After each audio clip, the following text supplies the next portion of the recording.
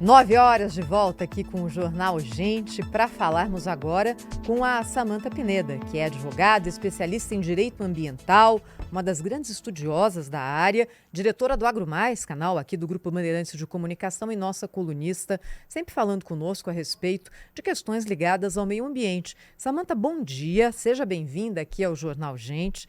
Tem um assunto que nessa semana passou pelo noticiário, tenho certeza que o nosso ouvinte, nosso assinante, em algum momento viu essa manchete, que assusta, não é? NASA diz que Brasil será inabitável em 50 anos por causa do aquecimento global. E aí a gente para ler a matéria e a NASA diz que com projeções está vendo algumas áreas do globo que podem ser mais impactadas do que outras com o aquecimento global e que o Brasil pode ser uma delas a ponto de ter temperaturas de até 70 graus centígrados.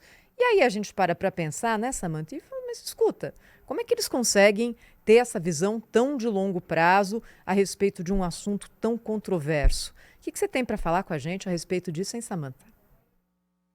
Bom dia, Thaís. Pedro, não é uma manchete agradável de se ler, né, Thaís? Eu, particularmente, acordei ontem que isso estava em todos, né, grandes veículos de comunicação publicaram. E quando a gente fala de estudos da NASA, nós sempre pensamos em alta tecnologia, em respeitabilidade, em uma questão de confiança no que se fala, e aí foi de assustar mesmo. Esse estudo, Thaís, tem os dados foram obtidos através de um indicador térmico específico chamado bulbo úmido.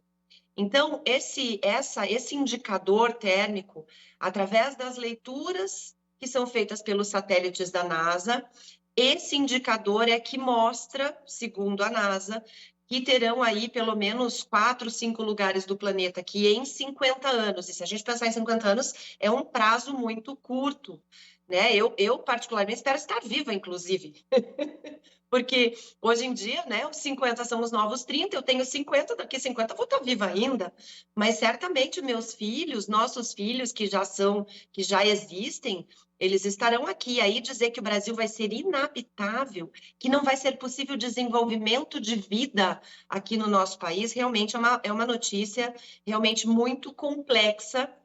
E por isso que eu trouxe para que a gente dê uma visão geral a respeito.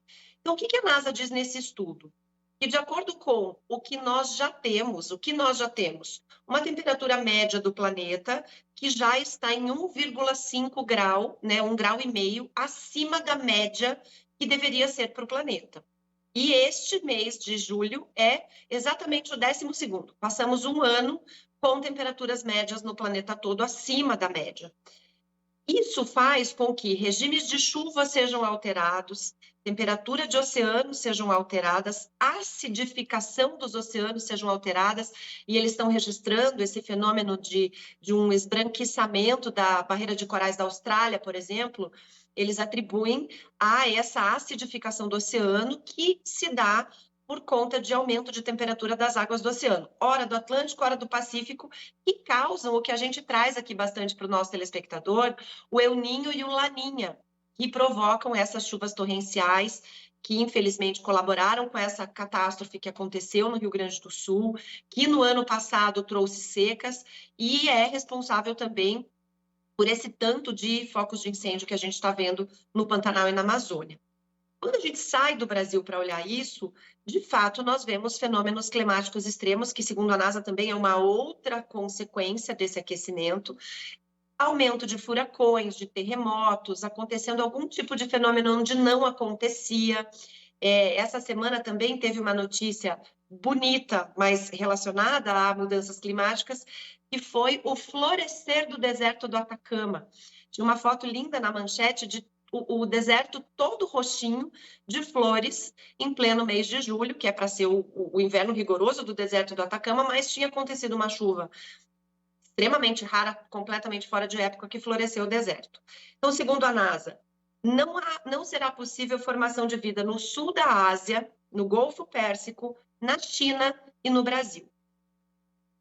Esses eventos climáticos e esse aumento da temperatura também, segundo essa medição, vai aumentar o nível do mar, vai aumentar esses fenômenos climáticos extremos vai fazer com que haja perda de biodiversidade e vai mudar a geografia do mundo, porque lugares que são habitáveis não serão mais. E aí existe também uma teoria que diz que lugares que hoje são inóspitos, como o deserto do Saara, podem ser habitáveis no futuro. O que a gente questiona bastante, e aqui sempre a pergunta que eu faço é o que os países maiores emissores de gás de efeito estufa estão fazendo a respeito.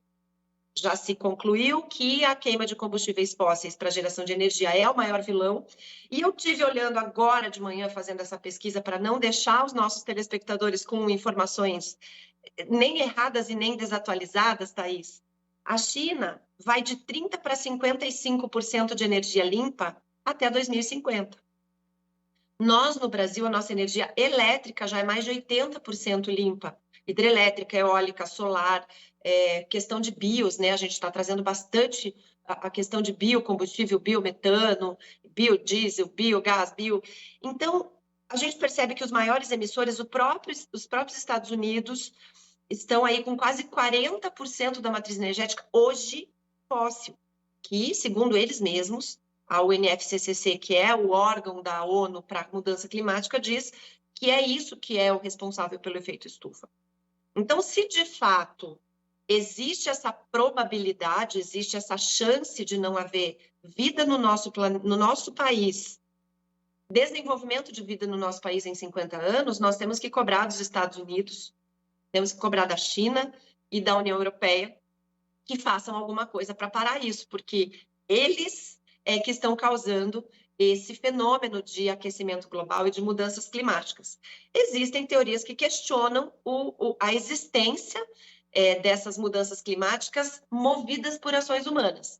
Existe uma teoria que é chamada de negacionistas, que diz que esses fenômenos são naturais, a Terra já passou por ciclos de resfriamento e de aquecimento, e que é um ciclo natural, que o humano não tem o poder, não tem a força suficiente para intervir nisso, e que de nada vai adiantar a gente fazer alguma coisa, porque esse é um ciclo natural. O que fica para nós, Thaís, é que, de fato, sendo ou não um ciclo natural, tendo ou não o homem alguma participação nisso, nós precisamos tomar providências em relação àqueles que emitem gases de efeito estufa, porque se houver uma chance de melhorar, está na mão deles e não na nossa, infelizmente. Se a gente pegar essa previsão da NASA, guardar numa caixinha, vai ter gente que vai abrir e vai dar risada daqui 50 anos, viu, doutora Samantha? Pode ter certeza disso, porque há muita contaminação nesse debate sobre o meio ambiente. Nós falamos sobre isso quase sempre aqui, hoje não está sendo diferente. Veja o que está acontecendo com os incêndios florestais no Brasil. A turma da Grita, que era adversária do governo passado, nossa, pintava um cenário de caos, né? Que ia acabar. Agora está queimando mais do que queimava antes. A ministra do Meio Ambiente, Marina Silva, não deu uma palavra sobre isso.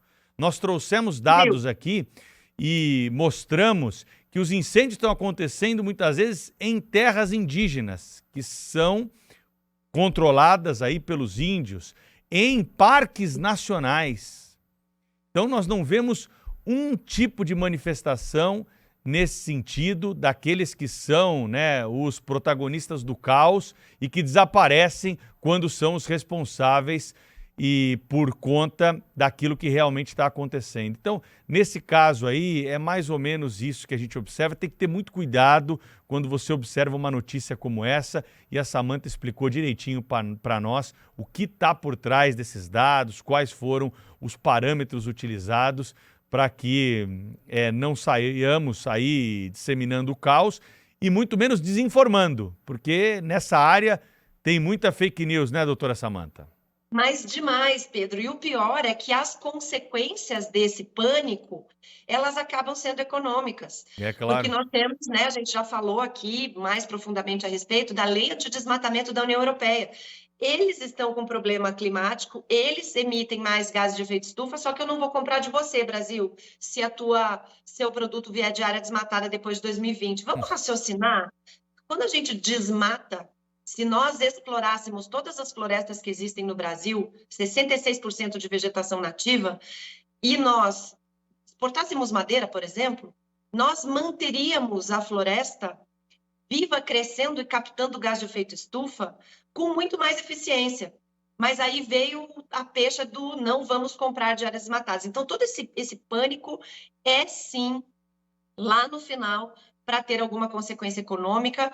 E, lógico, quem paga essa conta são sempre os países em desenvolvimento, que a gente viu aqui, Golfo Pérsico, Ásia, Brasil, não vai ter vida.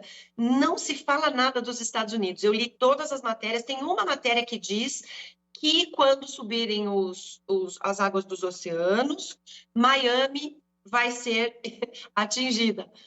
E não se fala nesses grandes responsáveis. Então, tem fake news, tem alarmismos, e a gente precisa tomar cuidado com essas notícias, porque elas vêm enviesadas para ser barreira verde ao desenvolvimento econômico de países que têm tudo para desenvolver agora. É isso aí, a Samantha Pineda chamando a nossa atenção aqui, como sempre, para essas questões que, olha, geram aquelas notícias que provocam cliques, não é, Samantha? Aí quando a gente vai ler, fala, ixi, mas isso aqui tá esquisito. E é isso que a Samantha conta pra gente. Obrigada, Samantha. Até a próxima aqui no Jornal Gente. Uma ótima semana para você. Obrigada igualmente. Um abraço. São 9h.